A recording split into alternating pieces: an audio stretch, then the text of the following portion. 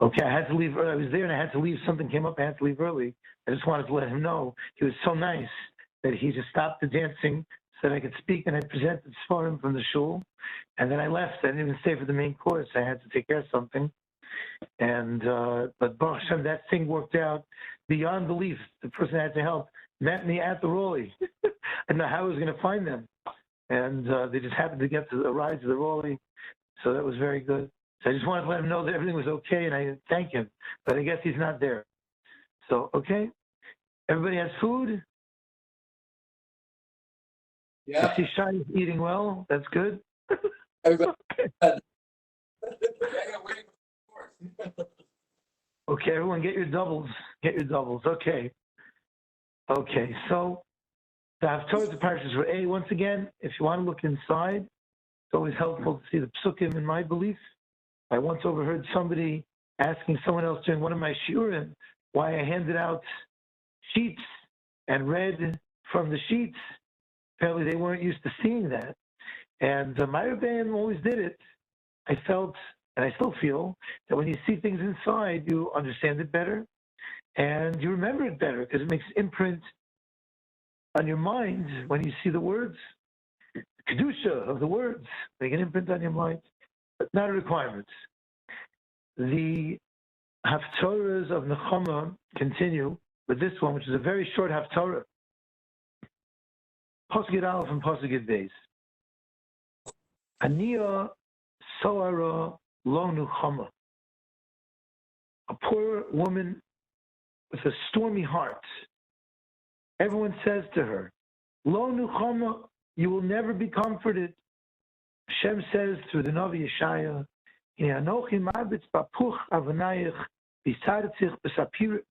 I will build with stones foundations of precious gems. I will rebuild Yerushalayim. Window panes. That's a good one. I'm going to make from kadkod gems. And shorayach, your gates, la'avnei ektoch, will be made from ektoch gems. I have no translation for these. And all of your territory will have precious gems.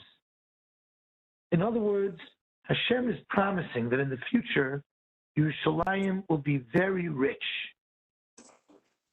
Says the Gemara in Bava Basra, Dafayin Ham and Aleph, Rabbi Yochanan said that La'asid Lavo, Hashem will supply gems that are 10 amos by 20 amos. You would think there'd be a third dimension, but it doesn't say. For the gates of Yerushalayim, that's huge. There was a Talmud there who thought that was ridiculous. A gemstone the size of a bird's egg is rare. 10 amos by 20 amos can't be. Soon afterwards, the Gemara says that very Talmud was on a boat. That whole section of Gemara over there in Ayin Hay is all, I got into stories about boats. Fisherman tales, you might say. We'll discuss that point. Soon after, the Talmud was on a boat. But because of his lack of Emunas Chachamim, Hashem sank the boat into the depths of the ocean. And there he saw Malachim cutting gems and pearls that were 10 by 20 amos. These gems and pearls had been set aside from Sheshes Me Bereshis, says the Medrash, says the Gemara. And he asked the Malachim, who are these gems for? And they said that Hashem will put La'asid Lavo, these gems at the gates of Yerushalayim. He said, I can't believe it. I didn't think this ever was really true. Miraculously, he was saved, he lived. And he came back to Rabbi Yochanan, his Rebbe, to apologize. I'm so sorry what I said, what I thought. Everything you said is true. I know because I saw the gems cut to the size you said. Rabbi Yochanan took one look at him and said, without seeing the stones, you don't believe the Mesorah that we have? The Mesorah's Chachamim? And Rabbi Yochanan looked at him in a certain way, and the Talmud died. Over the years, many statements of Chazal and even Psukim have been ridiculed by irreligious Jews and non-Jews. Fishermen's tales. However, as time passes and science discovers more and more, we see how little we knew and how much Chazal really understood. You told somebody years ago that they could die from a little coronavirus, they wouldn't know what you're talking about. How can there even be such a thing? If you told somebody that they went sunbathing in the sun, that could somehow lead to cancer of the skin if they did it too much without proper protection. How? Ultraviolet rays. Same thing happens in Chazal. There are many Chazals and even Psukim that seem to us, even today, with our advanced science, hard to understand. Hard to understand. But then you wait a few years, and science discovers what Chazal always said, what always knew. Sometimes science can even bring back people to Emunah B'Hashem. Nothing is impossible anymore. Nothing is fantasy. As 20th century science fiction becomes 21st century fact. Chaim used to say about steers between science and religion. Don't worry. They'll catch up eventually. Chazal knew what they were doing. I said this theme before, if you recall, a year or two ago, we spoke about Yonah. Yonah's travels in the fish, the second parak, where the Medrash and the Zohar describe all the things that the fish showed him, how he lived in the fish, he had light in the fish. He was able to see through the eyes of the fish. We don't understand all these. Sounds fantastic, but who knows what science will discover in 50 years or in 100 years? On the other hand, many Mefarshim learned this story as a mashal. The gems are Torah and mitzvahs. The malachim who were cutting them shows the effect that Torah and mitzvahs can have on the world in the schus of performing Torah and mitzvahs. And from that perspective, the Talmud's kfira is more readily understood. It's very clear. He doesn't believe that learning Torah provides chusim that affects things that happen here in the world. He shouldn't have needed a near-death experience to see that there's schar v'onesh, that there's an olam haba. He should believe in olam haba. We have to know there's an olam haba where schar v'onesh is meted out. And the Mesilas Yesharim tells us this. It can't be that our measly 70-year lives are a purpose in the universe. And then we die and we're forgotten, says the Mesilas Yesharim. It can't be. There has to be an olam haba. There has to be schar v'onesh. There has to be bechira. All these things are foundations of our faith principles that can be proven philosophically or just understood. Emunah pshuta. Medrash has a similar story to the Gemara about a tzaddik walking on the coast of Haifa and wondering, can two gemstones for the eastern gate of Yerushalayim be real? They can be that big to be parts of a gate? A bas kol rang out, saying, if you weren't the tzaddik, I'd kill you on the spot. Said HaKadosh Baruch Hu, if I can create shamayim v'aretz, you think I can't create such stones? Come on. So Hashem showed him the stones that were being prepared for the gates, and he begged Hashem for mercy. He said, Ribono Shel Olam, I never expressed my kfira. I only thought it. I never expressed my kfira. I only thought it. Please have Rahmanas on. So this is an important hashkafa. Yes, sometimes we will take these amazing agaritas, fantastic tales, and understand them as an allegory, as a mashal. But don't be shocked if many of them end up in Metzias being real. It just takes time till science catches up.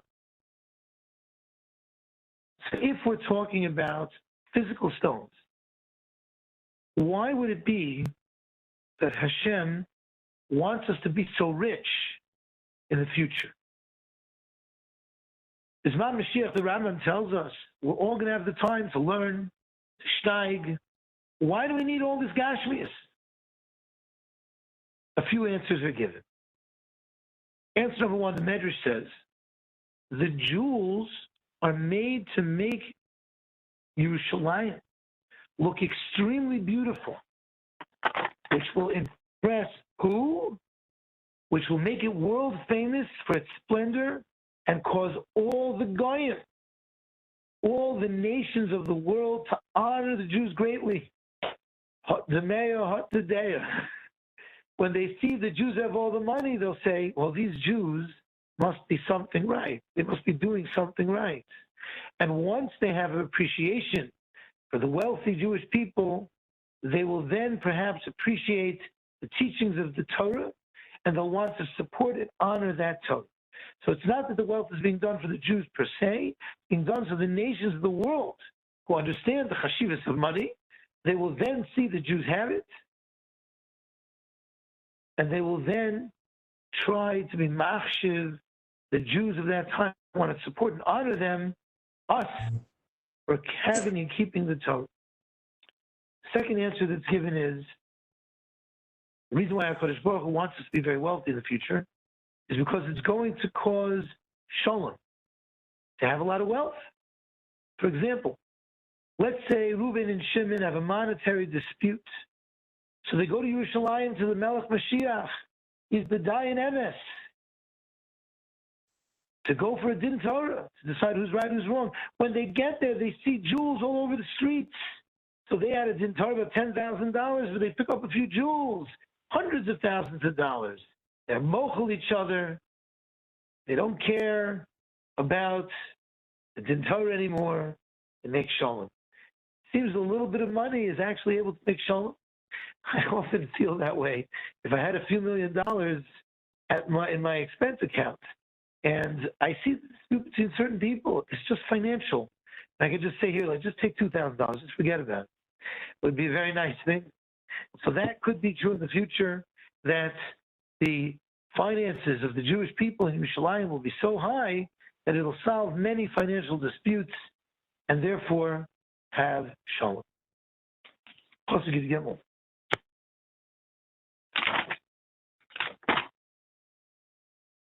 V'chol banayich limudei Hashem v'rav shalom banoich. All your sons will be learned in the Torah, and great will be the peace amongst your sons. Meaning that at that point in time, all the Jews will be taught Torah directly from HaKadosh Baruch Hu. And once they learn the Torah directly from HaKadosh Baruch Hu, they will never forget what they learned. So there will no longer be machlokesin based on forgotten Masorah. We all know the famous story about Avraham. New rabbi, young rabbi comes to the shul, and it's one of those Shabbosim that it's unclear. Do we say Avraham or do we not say Avraham?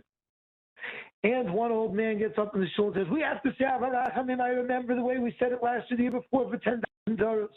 Another one gets up and says, no, that's not the Masorah. The shul is not to say Avraham this Shabbos. Rabbi doesn't know what to do. Turns to the president, and the president says, it's fine, don't worry about it. The Masorah, the minig in our shul, is to have a machlokes every year about whether we say Avraham or not. You could pass whatever you want, doesn't matter. The machlokes will continue, we all avoid it, because they're forgotten Masorahs. And I'll tell you a true story, that's obviously a funny story. Just before I became Rav of the shul, I think I already was Rav of the shul officially. The shul was not open Pesach time, it was still in Avi's basement. And my in-laws went to a Pesach program, and Reuben Feinstein Shlita was at that program. So I asked him for some advice, and he told me two things that I remember. One is, he said, learn Shulchan Aruch and Ramah with the tzibur. Just go through the dinim from Shulchan Aruch Ramah, then say whatever you have to say, Shulchan Aruch Ramah. He said, that's how they're going to learn everything. Just do Shulchan Aruch Ramah, and they'll learn everything from the Shulchan Aruch Ramah. I couldn't figure out how to get that type of thing in until I created the slot for the Dvar Halacha when I moved the drasha to later, because women said they wanted to hear the drasha and they weren't able to get to shul by 10 to 10. So the drasha became 10:30. I said, I'm not losing the slot. I want to say the Dvar Halacha. Even though I don't do Chaver Ramah, but in 2 minutes, anybody here knows. I know I'm at myself. Everybody here knows. There's so much that's just gained in plain push dinim on regular everyday things, just with 2 minutes here once a week. Sometimes that's the most successful of shiur, a quick Dvar Halacha. That was one thing Reuven told me. Another thing that he told me was that when it comes to minhagim in the shul, always look to the oldest person in the shul to see what they think is the minhag of the shul. So I said, pardon the Rosh Yeshiva, will have to excuse me. This is not the Lower East Side. This is a new community, a new place, and I'm the oldest one in the shul.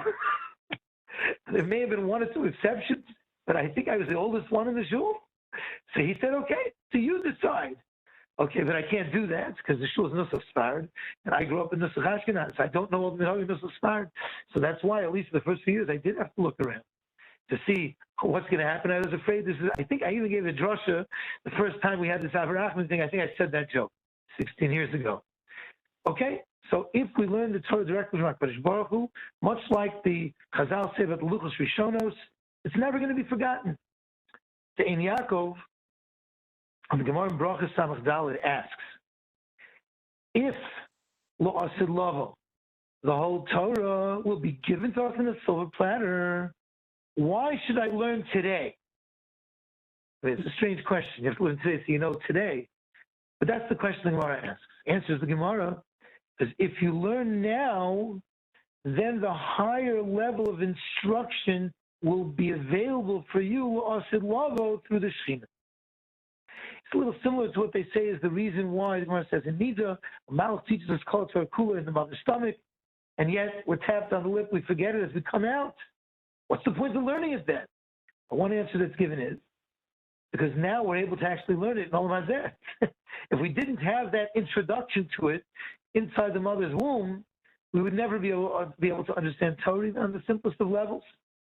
So we need the preparation of learning now, so Lost in Lavo will be able to get it on a higher and higher level.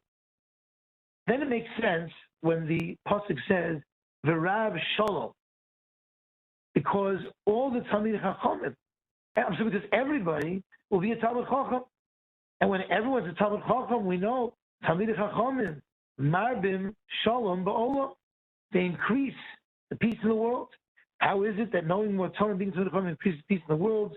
Ein Yaakov explains on that Gemara in Brachas, he said the schus of all the Torah mitzvahs, we know so much more. We get so much more schusim, and Hashem gives us Shalom in that schus. Says Chazal, and in Nusach Ashkenaz every Friday night we read this instead of Kigavna. Chazal say, Omer B'Lozim Reb Chanina, Al Tikri Bonayich Ela Bonoyich. Don't read the word in the pasuk, children, rather builders. Because children really are the building blocks of Klal Yisrael. And as parents, we must build up our children to keep the Masorah that we have from Sinai. Chofetz Chaim adds that one must always be aware, conscious of the responsibility that we have to build our homes in Olam Haba. Each mitzvah builds a part of our personal home in Olam Haba. Each Hiddur mitzvah makes that home in Olam Haba even more beautiful. Think about how much time and effort goes into renovating, improving, and updating parts of our houses in Marine Park. Kal v'chomer, we should put effort into our permanent future house in Olam Haba. Pasuk Yudalid, Tzedakah tikononi. To deserve all this in the future, that wealth, you need to give tzedakah. Rachaki me'oshek. Stay away from all dishonesty. That's the key to getting these rewards in the future. The Haftorah continues in Perek Nun Hey, Pasuk Aleph, skipping a few psukim, a very famous pasuk. Hoi, kol tzomei l'chu l'mayim. All who are thirsty, go to water. Asher ein lo kasef, somebody has no money. L'chu shivru v'echol. Get food for free and eat it. L'chu shivru v'lo kasef. Get the food without money, u'v'lo mechir, without paying. What type of food? Yayin v'cholov, wine and milk. All of these things refer to Torah. All of these drinks refer to Torah. We want to learn Torah. We need a Rebbe to teach us Torah. A Rebbe who's like the Midbar, is free, doesn't charge. Rabbeim don't charge for their shiurim. we only get compensated, as it says in Shulchan Aruch, for the time that we could have been working in another profession. I could have been building bookcases and making shoes instead of saying shiur. So since I'm not doing that, therefore I get paid. I don't get paid for the shiur. Some of Farshim explain, specifically the Medrash has one of the Farshim, Tiferes Tzion. Tiferes Tzion explains, I never saw this before, to me it was fascinating, why milk, wine, and water are compared to Torah. Water, says Tiferes Tzion, is critical for our existence. You need water. That is considered the nigla, the part of Torah that's revealed, that's essential for our ruchnius existence. The basic din in the Shulchan Aruch, Torah's nigla. Wine is symbolic of Torah's nister. Torah's nister must be imbibed like wine with care. And not everyone can handle it. Finally, the midrashim are like cholav udvash. Cholav and dvash are sweet. They're tasty. And those midrashim instill love of Hashem and fear of Hashem into the minds of those who learn them. So the three liquids that we're supposed to be thirsty for, and we have desire, represents all three parts, these three parts of Torah. Another comparison of these liquids to Torah has to do with the containers that these items are stored in. Milk, wine, and water are stored in plain, inexpensive containers. The Gemara has a story in the Dine. Rabbi ben Hanani had a very good relationship with the Roman emperor. And the emperor's daughter said, you know, Rabbi Yeshua, you're very wise, but you're so ugly.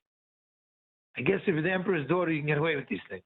So Rabbi Yeshua asked her, princess, in what container does your father store his wine? She said, in earthenware. So Rabbi Yeshua ben Hanani said, can the king not afford gold and silver flasks? Less than gold and silver is not befitting the royal wine cellar. Princess thought that was a good svara, so she ordered all of the wine in her father's cellar to be changed into silver and gold flasks. And they all spoiled. The king got mad. Why'd you do this? She said, it's not me. Blame Rabbi Yeshua. The king summons Rabbi Yeshua ben Hanania, and he's all angry, and Rabbi Yeshua said, hold it. I just wanted to answer your daughter's question. Just like a fine wine keeps better in common earthenware vessels, so too Torah wisdom keeps better in humble people who have no reason to consider themselves superior to others, for example, by virtue of the fact that they're so beautiful. The emperor said, that's an interesting thing, but I know many Talmidei Chachamim who are very good looking. Answered Rabbi Shimon Hanania, they would be bigger Talmidei Chachamim if they were less good looking. It's hard to refrain from pride if you're good looking. Always looking in the mirror, make sure your jacket's buttoned, beard is straight, your eyebrows, comb your hair. Want to make sure you look good. That's only when you have a havamina that you look good. So you want to make yourself look better. If a person's thinking about that, a person has this superiority feeling, that can take away from their learning. Torah flows to the one who's humble, says the one on Tainus Daf Zion. Moshe Rabbeinu, the most humble of all men, had the most Torah. Says the Rambam in Hilchos Talmud Torah, Per Gimel Halacha Tes. Divrei Torah are only found amongst those who are humble. Those who try to learn from other Talmidei Chachamim, they don't think they know everything. Those who remove Taivis Olam Hazeh and spend as little time as possible working on their parnasa, just enough to make a living. Ushar Yomov Uvleilov Osek B'Torah. And the rest of his time, day and night, he learns Torah. Those are the people who get the most Torah.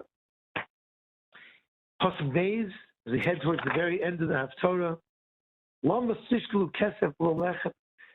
would you weigh silver that's not bread? Bread means Torah.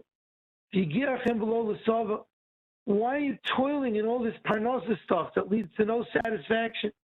Listen to me, says Hashem, capital M. Listen to me and eat good stuff. And have the oneg of fatness, enjoyable foods, steigen learning. That's what it means, learning. Accumulating money never ends. Life is never satisfied by money alone. It might help make peace, as we saw before. It doesn't necessarily bring happiness, satisfaction.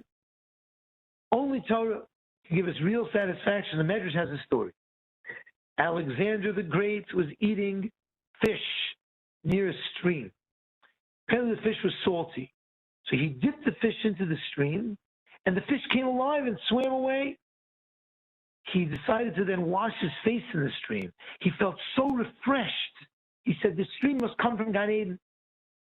So he followed the stream till he stood before a locked gate. And he ordered, open the doors. I'm Alexander the Great. And a bas kol came out and said, this gate leads directly to Hashem. Only tzaddikim may enter. You're not a tzaddik. He said, I may not be a tzaddik, but I'm an emperor. And I order you to at least give me a souvenir. The gate opens, and he was handed a bone of a human eye socket. He leaves. He goes back to, I guess, wherever he was, Greece, Macedonia, and he went to the Jewish Talmidei Chachamim, who he knew would be able to explain the mystery of this eye socket bone.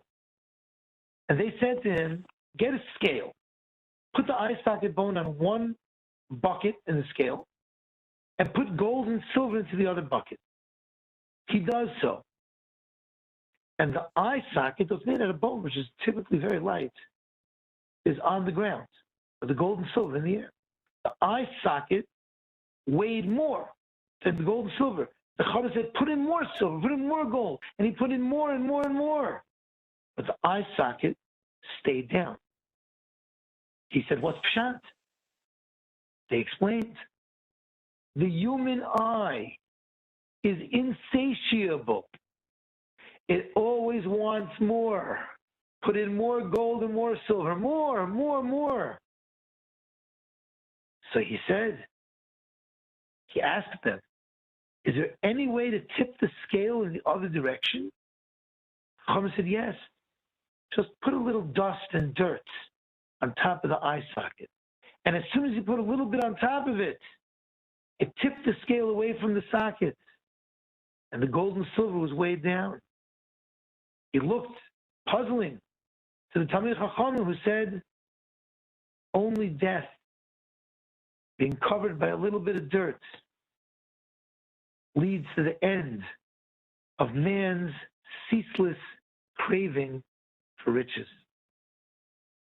Alexander was being warned, conquering the world, accumulating treasure is ridiculous. You're always going to want more. You're never going to be satisfied. Never going to be happy. He went and conquered half the world. He was never happy. And then he died at a very young age. I think he was 33. He died at a very young age. Hashem says, listen to me. Go to me. Shimu schinav. Listen and enliven your nefesh. Learn Torah. Learn Torah. Pasuk Daled. Hein eid le'umim v'nesativ. Nogid u'mitzavi le'umim. Mashiach will be the Nogid and Mitzavi, the prince, the commander over all the nations. As it says in Pasuk Hey, last Pasuk. Kain Goy lo Seda Tikva. Melech Mashiach will call out to Goyim who didn't know who the Jews were. They're from so far away, they never knew who we were. The Goy lo Yedeucha Elecha Yerutzu. Even Goyim who you don't know doesn't mean to exclude the ones that do know us. All Goyim from the Arba Kantazaretz are going to come running to you, the Jewish people. L'man Hashem Elokecha, for the sake of Hashem, Likdos Yisrael Kifei Roch. And for the Jews who are holy, who you Hashem beautify. Meaning, at B'zman Mashiach, the Jews will bask in the Shekhinah. They're going to be learning Torah. We're going to be learning Torah. While being served by the Goyim, will come running. So at that point, they're all going to know Hashem. They're all going to understand Hashem. They're all going to know the truth about the greatness of those who kept the Torah through all the generations. And all of mankind will then be serving Hashem. We, by learning Torah, giving mitzvahs, and the Goyim by serving us to make sure that we have the ability and capability of performing mitzvahs and learning Hashem's Torah. Is there a minion in the house still? Does anybody need to say Kaddish? Yep. Yeah, okay.